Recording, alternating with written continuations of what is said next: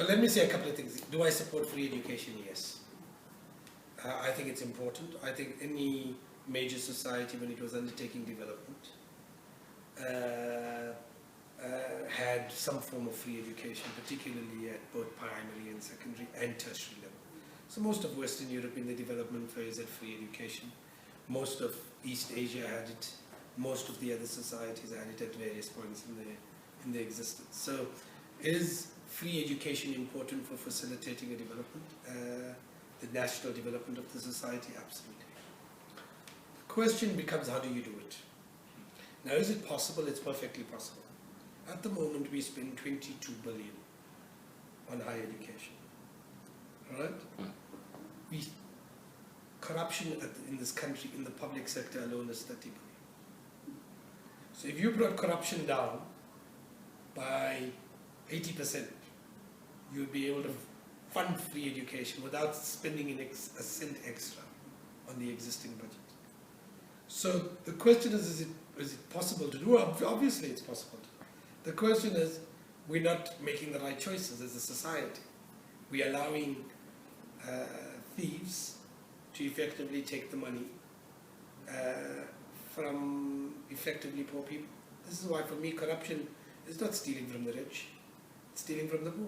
It's because it's things like corruption that you can't achieve the kinds of financing of higher education in the way that we need to. So that's, for me, I think, why I'm in principle committed to the idea, and I think it's perfectly feasible. What I am opposed to is freeing education and then not paying for it, which is what the rest of the continent did. They followed the European model and said, we're freeing education, but then they don't put any money into it. And what happened to those universities? They were utterly destroyed. Within 10, 15 years, the university, higher education on the continent was destroyed. Why? Because, yes. So if you ask me, do I want free education? Yes, I want free good education. I don't want free bad education.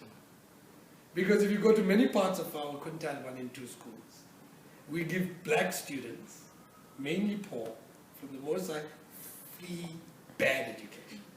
So for me, I'd rather have good education that's unequal than have bad education that's free. Because at least in the good education that's unequal, there are some people who still come out of the system. In bad education that's free, everybody loses out. Our race for development is not to the bottom. It's to increase our capacities. And for me, I think that's why it's so important. You know, there's just been a study done by the state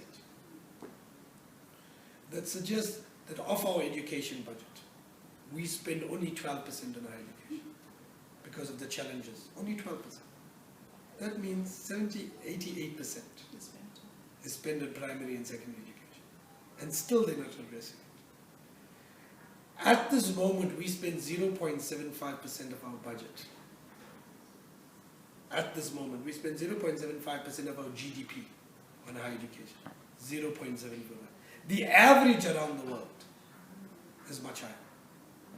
The OECD countries, and they've got much bigger GDPs, spend 1.2%. Do you know what in the real numbers, how different that means when they spend it? At the moment, if we were to use the world average, not on the top end, just the average that the rest of the world spends on higher education, we should be spending 37 billion. What do we spend today? 22 billion. And with the calculation you made in terms of the corruption, we could easily pay it. We could easily pay it. We could easily pay it.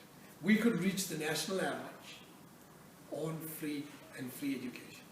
So simultaneously, if we brought corruption down. To you, is the greater issue of why we're not reaching free education because we're not channeling our energies in the right direction, or merely because of corruption? Are we not? It's a failure of political leadership. You can't pay for it because you don't have the cash. But if you brought down corruption, you were able to find the resources to pay for the kinds of things we're looking for. And then you'd have a much more developed higher education system.